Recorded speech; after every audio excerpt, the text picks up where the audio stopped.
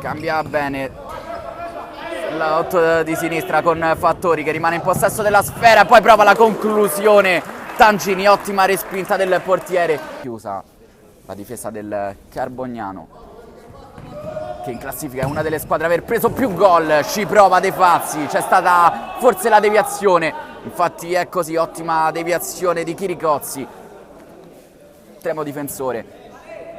Tangini, De Fazzi, attaccato, finisce giù Fattori, si può proseguire ancora con Frusciante, brava la conclusione, questa volta la fa sua facilmente Chiricozzi. Calcio d'angolo conquistato da Leone.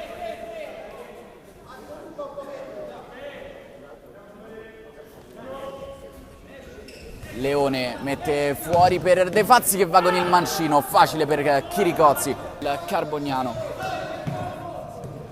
capisce tutto continuo, allarga bene dove c'è De Fazzi, prova la conclusione con il destro, si distende con i piedi Chiricozzi, ottimo intervento dell'estremo difensore.